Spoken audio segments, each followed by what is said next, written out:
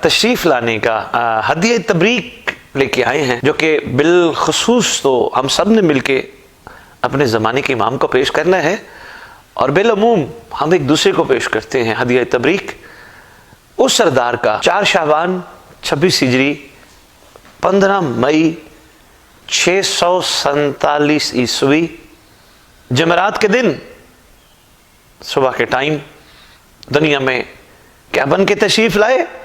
حسینی فوج کا علم بردار اور کائنات کو سکھانے والا، وفاؤں کا وفادار، اور کائنات کو سکھانے والا مرقع وفادار، اور اس مقدس کریم گھر کی زینت و افتخار، یعنی میری مراد سرکار ابو الفضل العباس علمدار علیہ الصلوۃ والسلام دنیا میں 4 شعبان تشریف لائے۔ یقیناً آپ سب کی یہ تیاری، آپ سب کا یہ مسکراتے ہوئے ایک دوسرے کو ملنا، یہ ایک بڑا خوبصورت لمحہ اور لمحات ہیں۔ اور ویسے بھی ہم سب جانتے ہیں شعبان کے مہینے شروع ہوتے ہی خوبصورت اور مسکراہٹ کے لمحات کا آغاز ہو جاتا ہے۔ جو پورا سال اس گھر کی پرصداریوں میں مصروف رہتے ہیں، وہ ان لمحات میں مسکراہٹ کے تبادلوں کے ساتھ اپنے دلوں کو اس گھر کے کرم سے اور کرم کے نور سے منور کرنے کی کوشش کر رہے ہوتے ہیں۔ میں اس سرکار کے دنیا میں تشریف لانے کے حوالے سے عرض کرنا چاہوں گا کہ کرب و بلا کو خلد کا معیار مل گیا، کرب و بلا کو خلد کا جیسی تھی زمین ویسا خریدار مل گیا۔ شعبان کی 4 کی حقیقت کوئی سمجھے، شعبان کی 4 کی حقیقت کوئی سمجھے، سرور کو بھائی دین کو علمدار مل گیا۔ سرکار ابو الفضل عباس علمدار علیہ السلام نے اپنے اندر اتنے فضائل سمیٹ کے رکھے ہیں کہ ان کا احاطہ کرنا ممکن نہیں۔ شاید ہم لوگ سرکار کے بارے میں جتنی بھی گفتگو کرنا چاہیں تو کما حق کو نہ کر سکیں۔ کون؟ میں ایک بات کے ساتھ پہلی فضیلت آپ تک پہنچانے کی کوشش کرتا ہوں۔ حسنین کریمین نورین نیرین شریفین، وہ شہزادے جن پہ اسلام کو، رسول کو ناز ہے، جن کے کپڑے خلد سے آئے، لیکن کیا کہنے عباس علمدار کے کہ جن کے کپڑوں کو محمد کی بیٹی نے اپنے ہاتھوں سے سیا، جن کے کرتوں کو محمد کی بیٹی نے اپنے ہاتھوں سے سیا۔ اس گھر میں 9 قمر ہیں، یعنی چاند، جن کو القاب میں چاند کہا جاتا ہے، 9۔ لیکن کیا کہنے عباس کے 9 قمر مل کے جسے قمر بنی ہاشم کہیں، وہ سرکار عباس علمدار علیہ السلام۔ نبی دنیا میں اللہ نے سلام کیا، علی دنیا میں آئے نبی نے سلام کیا، سیدہ دنیا میں آئی پاک رسول نے، اس گھر کے جملہ بزرگان بنی ہاشم نے سلام کیا، حسنین کریمین نورین نیرین تشریف لائے، علی بادشاہ نے سلام کیا۔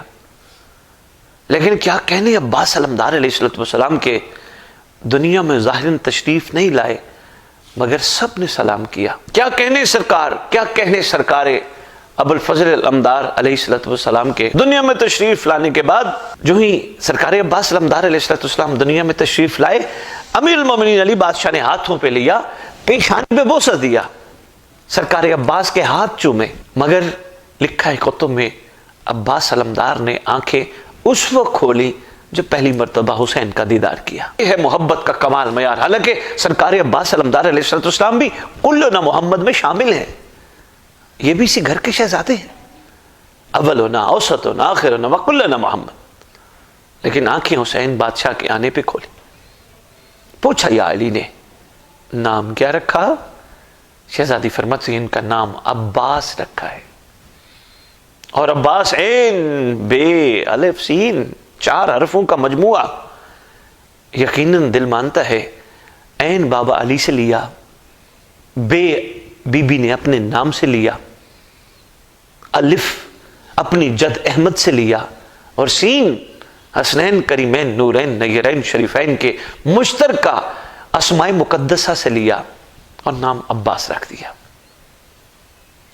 اس لیے کسی شاعر نے کیا خوب کہا، نام عباس کا جو لکھ کے پہنا دیتی ہے نام عباس کا جو لکھ کے پہنا دیتا ہے، اللہ اسی بچے کو شیر بنا دیتا ہے۔ یقین کیجئے دلوں کی حرارت کے اضافے کا نام ہے عباس علمدار۔ مخلوق کے کمزور تھکے ہوئے جذبوں کو بیدار کرنے کا نام ہے عباس علمدار۔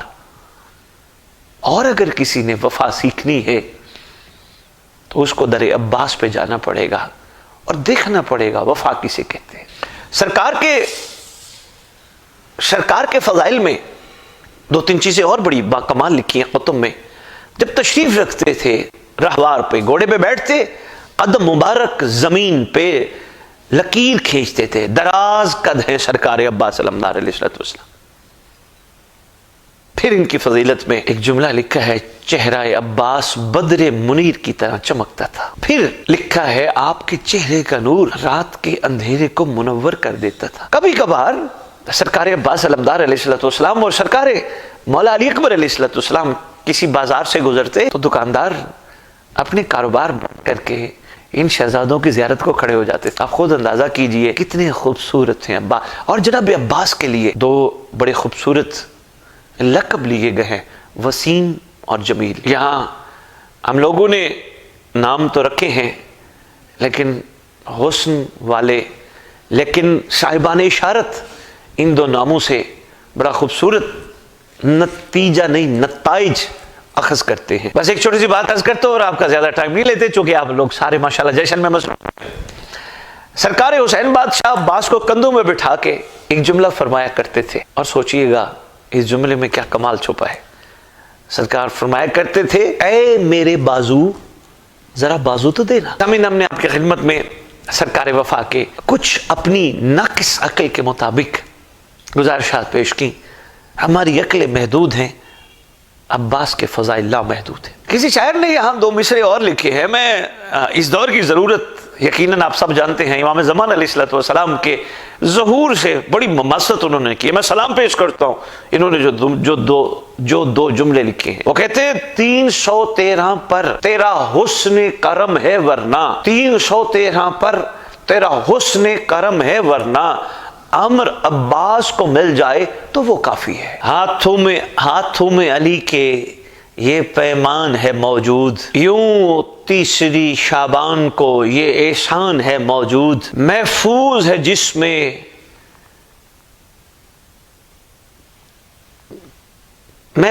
جس میں وہ قرآن ہے محفوظ، شعبان کی چوتھی کو وہ جزدان ہے محفوظ۔ بھیا یہ ذرا میرے خیال ہے نہ پڑھیں قرآن، اور یہ اب دنیا سنی بھی ہمیں دیکھ رہے ہیں، کہیں یہ نہ کہیں ان کو قرآن کہہ رہے ہیں۔ ہمارا تو اپنی طبیعت ہے، اپنا مزاج ہے۔ جی میرے خیال ہے کافی نہیں ہے، دعا نہ کریں بھیا، کافی ہے۔ تو اس 4 شعبان کو ایک دعا نہ ہم ایک دوسرے کو دیں۔ کیا دینی چاہیے؟ ویسے آپس کی بات ہے، کمنٹس میں ضرور لکھیے گا کیا دینی چاہیے۔ یقیناً میں اور آپ مل کے کہیں گے کہ 4 شعبان ہے، خدا کی بارگاہ یہی دعا کرتے ہیں، اس شہزادے اس وفادار کے آنے کے صدقے ہم سب کو خدایا آخری حجت امام مہدی علیہ السلام کا وفادار بنا دے۔ میرا خیال ہے اس گھر سے وفا کر لی تو یہی بات ہے۔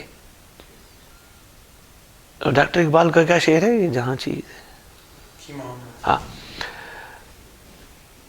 اس گھر سے ہم نے وفا کر لی تو بڑی بات ہے۔ تو یہاں مجھے ڈاکٹر صاحب کا ایک شعر یاد آ گیا کہ کی محمد سے وفا تو نے تو ہم تیرے ہیں، یہ جہاں چیز ہے کیا لہو قلم تیرے ہیں۔